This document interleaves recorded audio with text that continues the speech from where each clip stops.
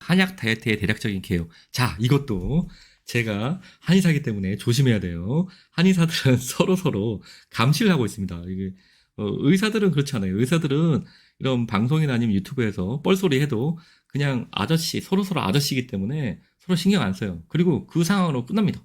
근데 한의사들은 큰일 나요, 이거. 그래서 제가 욕을 먹을 수 있는 상황이라서 전제 조건 깔고 들어갑니다. 이건 제 생각이에요. 이건 제 생각이에요. 제가 생각하는 한약 다이어트의 대략적인 개요고 전체적인 한의사들의 의견은 반영되어 있지 않습니다. 네, 이렇게 하고 시작해야죠.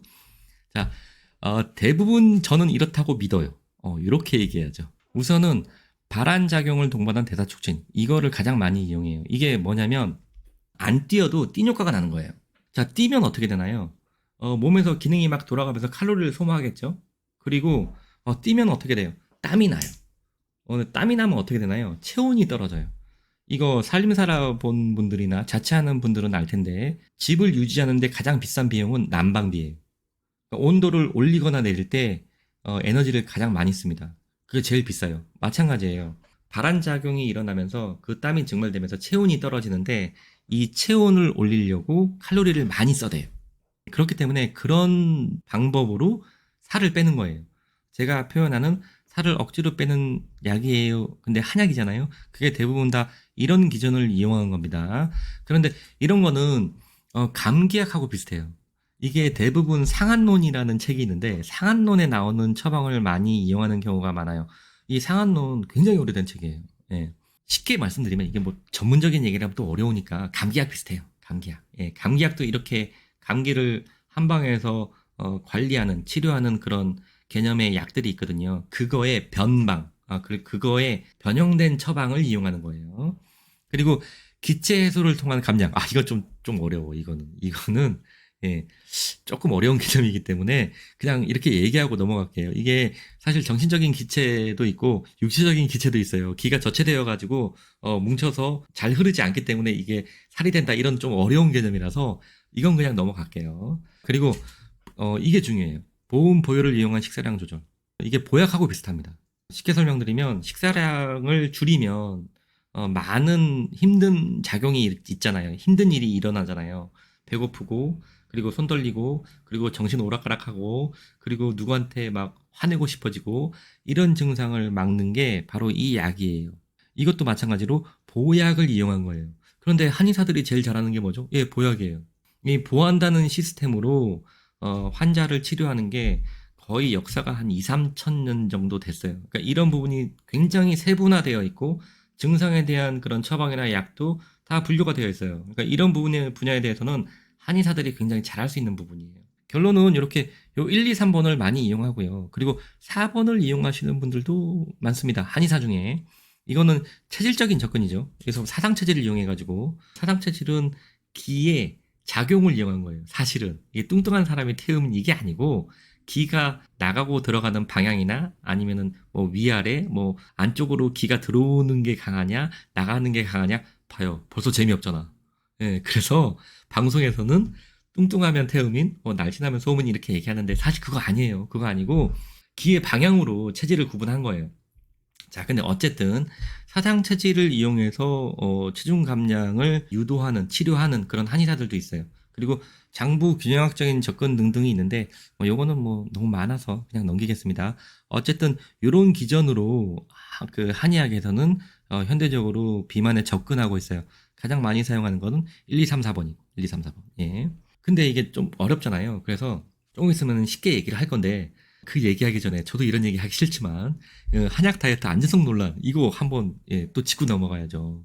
이게 양의학에서도 이런 기전을 많이 이용을 해요. 사실은. 그래서 한의학에서도 이런 거 이용하지 않을까라고 말씀드리려고 하는 거예요. 왜냐하면 이런 부분의 약이 좀 위험한 경우가 많기 때문에 그래요.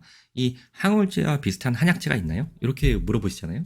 그러면 이 앵소각, 마자인 같은 약제가 있긴 있어요. 이게 좀 애매해요. 이게 사실 한의사들도 법적으로 허가된 것만 써야 되기 때문에 이게 법적으로 쓸 수 있냐 없냐의 문제도 있지만 사실 제가 처음에 그 나비약 얘기할 때 말씀드렸죠.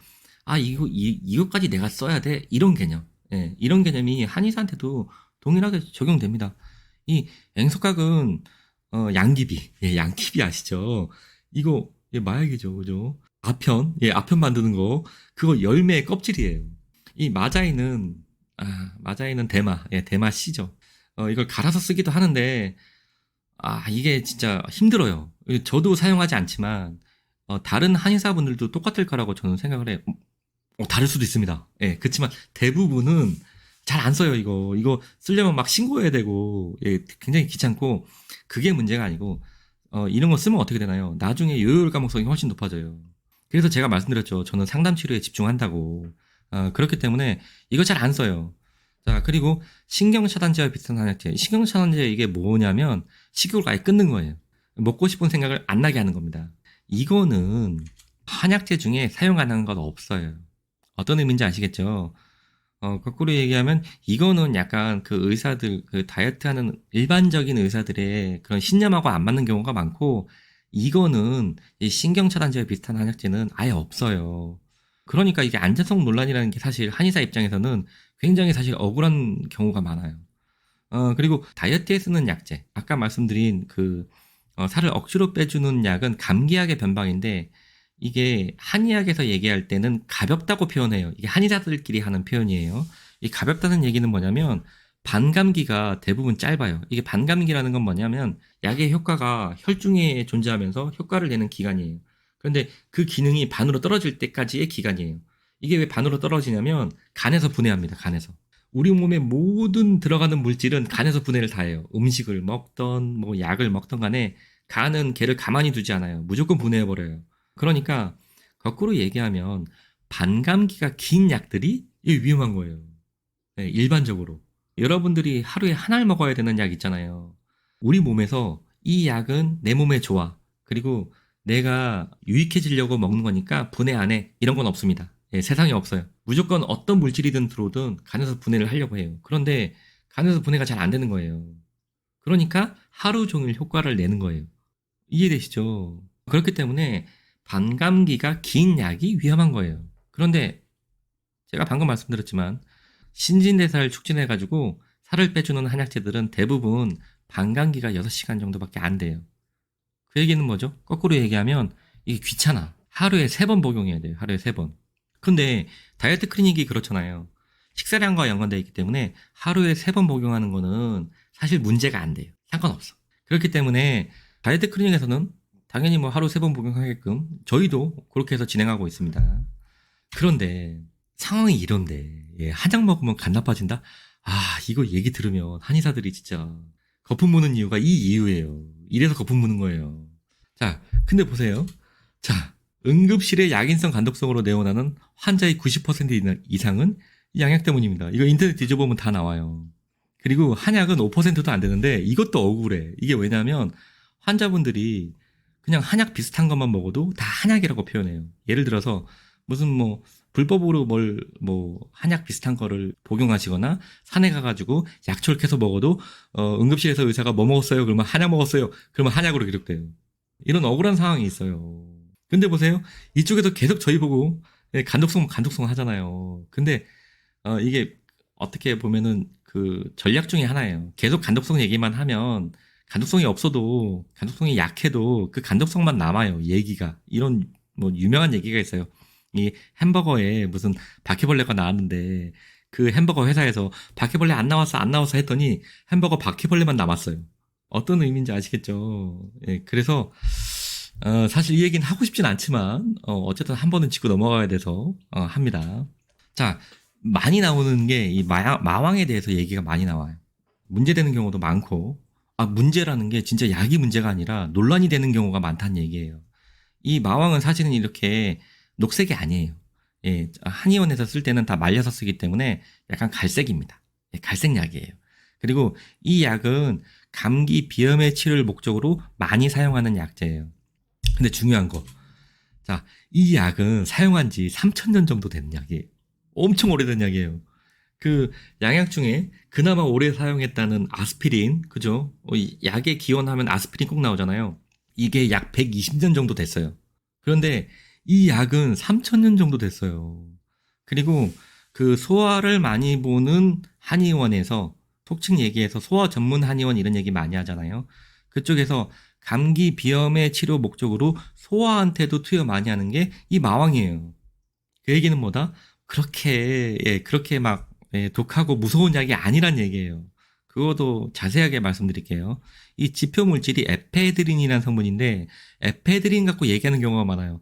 그런데 이 한의사투 이것도 억울해. 왜냐하면 이 마왕이 다 에페드린으로 된 게 아니에요.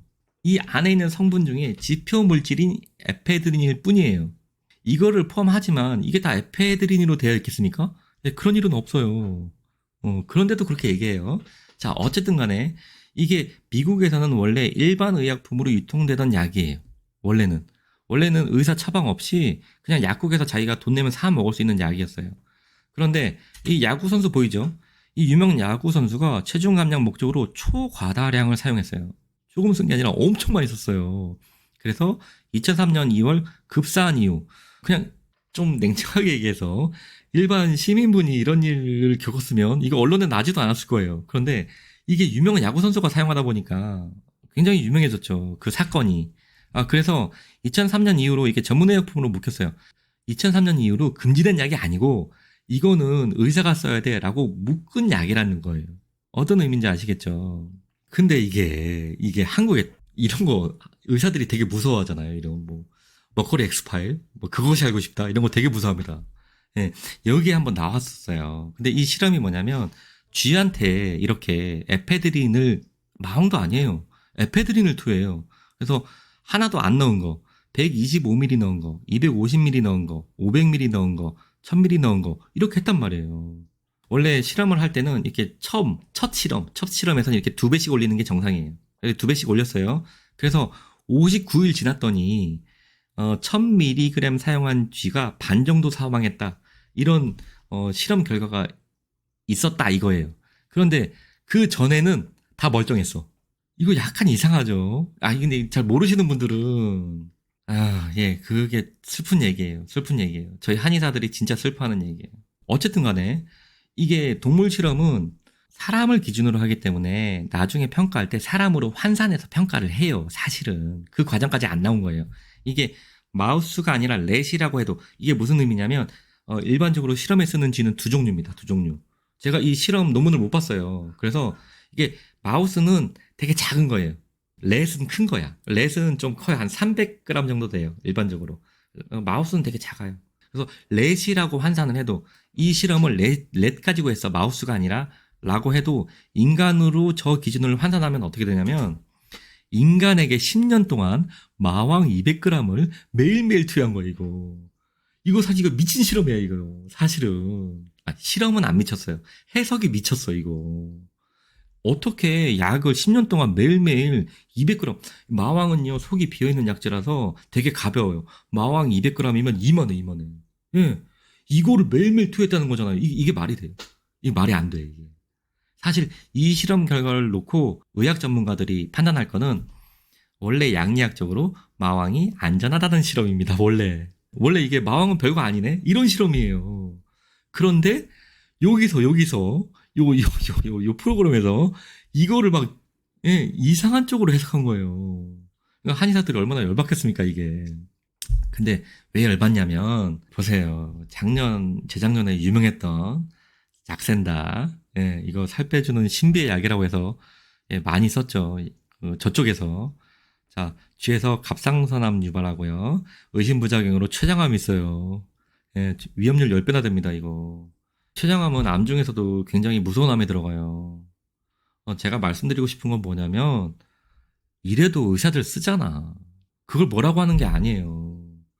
의사는 자기의 신념에 따라서 내가 이게 더 유익하다. 이 정도의 위험은 감수할 수 있다라고 생각하면 쓰는 거예요. 그걸 뭐라고 하는 게 아니에요. 그런데 이렇게 쓰면서 이 마왕 가지고 그렇게 난리를 피냐고 그 얘기예요. 좀 쉬운 얘기를 하면 이렇게 씁니다. 어려운 얘기 하지 말고 한약 다이어트의 대략적인 개요. 이 살 빼주는 한약재가 이렇게 들어가겠죠. 그리고 버티게 해주는 한약재가 이렇게 들어가요. 그렇겠죠. 이 처방이라는 건 여러 가지 약재를 모으는 거기 때문에. 그리고 이런 약재들도 들어가는 경우가 많아요. 이것도 마찬가지입니다. 이거 저의 개인적인 의견입니다. 이게 한의사들이 다 이렇게 생각하는 게 아니니까 그냥 제 개인적인 의견으로 받아주세요. 그래서 이렇게 약제를 환자에게 따라서 조합을 해서 처방을 하게 됩니다. 자, 그런데 이런 얘기는 하고 싶지 않지만 또 공격이 들어올지 모르기 때문에 말씀을 드려요. 이게 저희가 당연히 이 약제라는 게 비용이 있지 않겠습니까? 그래서 이 살 빼주는 한약제는 그나마 약제가 저가예요. 그런데 이 버티게 해주는 약제, 보약에 해당하잖아요. 그래서 관련 약제가 대부분 고가예요. 이런 내부적인 사정이 있습니다. 예, 이 얘기를 왜 하냐? 이 다음 얘기하려고. 이 다음 얘기하기 전에 그럼 양약 다이어트에 대한 개요는 어떤가요? 이렇게 물어보실 수도 있잖아요. 예, 저쪽집 이야기는 저쪽집 사람에게 들으세요. 이게 제가 얘기할 부분이 아닙니다. 예, 그래서 그냥 저쪽집 얘기는 안 하는 걸로 하겠습니다. 어쨌든 이 약제도 사실 저가 고가가 나뉘어요. 이거를 왜 얘기하냐? 이 얘기하려고. 예, 초저가 한약 다이어트의 비밀. 그냥 저가도 아니고요. 뭐 저가는 그럴 수 있다고 생각해요. 그 의사의 신념이니까. 그 한의사의 신념이에요. 그런데 초저가 이거 어떻게 하느냐? 이거 궁금하실 수도 있잖아요. 자, 이거 어떻게 하는 거냐면 이렇게 하는 거예요. 살 빼주는 한약재 대량으로 쓰고 나머지를 쪼맨큼만 쓰는 거예요. 이렇게 하면 다이어트 시스템 유지 비용이 낮아서 박리담회가 가능해요. 어떤 의미인지 아시겠죠? 이게 가능하다니까요. 그런데 담회를 해야 되잖아요. 담회를. 그래서 부작용 나는 거 컨트롤하면서 해가지고 대규모 광고를 당연히 같이 해야 되겠죠. 왜냐면 많이 환자를 모아야 되니까. 그리고 감량으로 밀고 나가는 거예요. 이게 한의원뿐만이 아니라 일반적으로 뭐 다른 곳에서도 이게 제가 이렇게 지칭하기가 쉽지가 않아요. 다른 곳에서도 이렇게 뭐 불법도 많잖아요. 이렇게 해가지고 뭐 한 달에 되게 낮은 비용으로 이렇게 한 달치를 뭉탱이 주고 이렇게 하는 겁니다. 일반적으로는 이렇게 하면 가능해요. 그러면 이렇게 물어보실 수도 있잖아요. 넌 어떻게 하고 있니? 너는 야 네가 그렇게 얘기할 자격이 돼? 뭐 이렇게 말씀하실 수도 있잖아요. 그래서 제가 하고 있는 거를 대략적으로 말씀을 드려요. 저희 쪽의 처방은 일반적으로 저희도 당연히 기준 처방이라는 게 있어요. 제가 바보가 아니기 때문에 이게 프로토콜이 있잖아요. 기준 처방 처음에 시작하는 건 대부분 비슷한데 버티게 해주는 한약재 이게 훨씬 더 높아요. 이게 3배가량 높습니다. 3배에서 4배가량 높아요. 이렇게 처방을 구성해요. 왜 그러냐면 여기에 너무 치우치면 살 빼주는 약재에 치우치면 요요 가망성이 높아요. 제가 아까 처음부터 쭉 설명드렸죠. 그렇기 때문에 이렇게 구성합니다. 그런데 그게 가능해요? 이렇게 물어보시잖아요. 왜냐면 들어보시면 알아요. 여기가 서울이나 대도시가 아니라 경기도 남부 소도시예요. 그래서 가능한 겁니다. 그래서 유지 비용도 적어요. 여기 강남 아니에요. 그래서 병원 하는데 크게 비용이 많이 들어가지가 않아요. 그리고 거꾸로 얘기하면 환자의 비용 저항도 커요. 서울에서의 100만 원하고 여기에서의 100만 원은 좀 달라요. 어떤 의미인지 아시겠죠? 그래서 제가 여기서 고가 진료를 할 수가 없어요. 그렇지만 여기가 서울이나 대도시도 아니고 경기도 남부 소도시고 그리고 제가 광고 안 합니다. 저 광고 못 보셨죠? 그리고 제가 하는 건 뭐냐? 저 블로그 열심히 해요. 그래서 블로그하고 기존 환자의 소개로 하고 그리고 다이어트만 만약에 한다 그러면 다를 수도 있어요. 왜냐하면 다이어트는 약간 워터파크 비슷해요. 계절을 타기 때문에 환자가 많은 계절, 별로 없는 계절이 있어요. 그래서 제가 만약에 다이어트만 하는 한의사라 그러면 약간 문제가 달라질 수도 있습니다. 그런데 제가 타치료도 당연히 합니다. 여기 일반 한의원이기 때문에. 그리고 타치료 비율이 훨씬 높아요. 다이어트 환자하고 그냥 일반 치료 환자의 비율을 따지면 한 2대 8에서 3대 7 정도 됩니다. 일반 환자가 훨씬 많아요. 그렇기 때문에 이게 가능해요. 그리고 또 그렇죠. 너 대충 말로 때우는 거 아니니? 너 입으로만 이렇게 해가지고 하는 거 아니니? 그래서 말씀드려요. 저희는 7가지 환약을 사용해요. 이런 한의원 많지 않을 거예요. 보통 일반적으로 아시는 건 그냥 한 가지 쓰는 거죠. 근데 저희 7가지 써요. 그리고 환약을 제약회사에서 공급받지 않습니다. 제약회사에서 공급받는 건 맞는데 제약회사에서 원래 만들어진 거를 저희가 공급받아서 쓰지 않아요. 그러니까 저희가 자체적으로 제작해요. 그리고 제약회사에게 그거를 맡깁니다. 만들어 달라고. 이게 합법이에요. 그러면은 원장이 직접 만들지 않나요? 이거 불가능해요, 이거. 저희가 한번 그 환양을 시킬 때 거의 한 300kg, 400kg, 500kg 이렇게 시키기 때문에 그걸 제가 계속 이렇게 만들고 있다고요, 제가. 만들다가 하루 다 갈 거예요. 그거 불가능합니다. 그래서 어쨌든 이게 합법이에요. 그리고 환자의 비만 이유, 체질, 알러지, 상태에 따라서 조합합니다, 저희가. 환자마다 다 다르겠어요. 그리고 1개월에 6단계로, 5일 단위로 약을 바꿔요. 그리고 10일 단위 처방과 상담 시행합니다, 이거. 이거 제가 처음에 되게 순진한 한의사였을 때 5일 단위로도 해봤어요. 그런데 환자분들이 싫어하세요. 이거 시간 많이 걸린다고. 그래서 10일 단위로 늘렸는데 그나마 저항이 적어서 저희는 10일 단위로 계속 처방합니다. 말로 때우는 거 아니에요. 저희가 이렇게 환약의 시스템을 써가지고 다이어트 클리닉 한 지는 10년 정도 됐어요. 그 전에는 그냥 일반적으로 탕약으로 치료를 했고, 이런 시스템을 만들어서 한 거는 10년 전부터예요. 처음에, 제가 이 시스템 이름을 붙일 때 슬림 X3 클리닉이라고 이름을 붙였어요. 시스템을 만들 때. 왜 X3이냐? 예, 3가지 환약 썼습니다. 처음에는. 환을 3가지로 분류해가지고 증상에 따라 썼어요. 그런데 말씀드렸지만 제가 그때는 의지가 있었잖아요. 그래서 쓰다 보니까 이게 10가지로 늘어났어요. 그래서 지금은 이거를 다시 조제하고 다시 분리하고 합쳐가지고 7가지를 쓰는 형태로 완성해서 쓴 게 한 5, 6년 정도 됐어요. 이 상태를 계속 쓰고 있습니다. 그리고 제가 방금 말씀드렸죠. 이게 환자의 상태에 따라서 조합하고 그 1개월에 6단계 10일 단위의 처방과 상담 시행하는데 이 이유가 있어요. 예, 보세요. 살 빼는 과정에서 안 박사의 말이 진실임을 알게 됨. 다 제 말이 맞다는 걸 알게 됩니다. 자, 그럼 어떻게 되느냐? 자, 각성하고 잘 하시면 좋은데 그냥 그만두면 너무 없어 보이잖아요. 그만두고 싶은데. 그죠? 이런 마음이 생길 수도 있잖아요. 그러면 내가 다이어트 못하는 게 아니고 왜 그만두냐? 미약두통, 울렁임, 손떨림, 힘없음, 일시적인 불면, 속쓰림 이런 것 때문에 다이어트 못하는 거야. 이렇게 말씀하시는 분들이 조금 있어요. 조금이라고 표현할게요. 조금. 그리고 사실 일시적인 불면은 저희가 무서워합니다. 이게 의학적으로 위험한 게 아니고요. 불면이 하루 이틀만 돼도 다이어트 포기로 이어져요. 그렇기 때문에 저희가 이걸 그냥 두고 볼 수가 없어요. 그래서 제가 어떻게 하느냐, 이런 증상이 나타나면 제가 즉시 저희가 해결해 드릴게요 한 거예요. 그래서 1개월에 6단계 10일 단위로 처방하는 겁니다. 이거 이 내부적인 사정이 있어요. 자, 그래봐야 제가 다시 말씀드리죠. 이게 중요한 게 아니에요. 이거는 그냥 제 나름대로 제가 만족하려고 최선을 다하는 거고, 결국은 그래봐야 환자분도 아니죠. 그냥 일반인 분이잖아요. 다이어트 나쁜 게 아니니까 살 빼려고 하는 분이 살 빼고 그 몸뚱이로 뭐 할지가 제일 중요해요. 이렇게 제발 생각하세요. 제발. 제가 아무리 이렇게 열심히 해봐야 소용없다니까요. 이게 제가 아무리 열심히 해도 살 빼고 할 거 없으면 제가 이렇게 하면 뭐합니까? 예, 다 포기하고 다 중단합니다. 다 실패하고. 그러니까 꼭 생각하세요.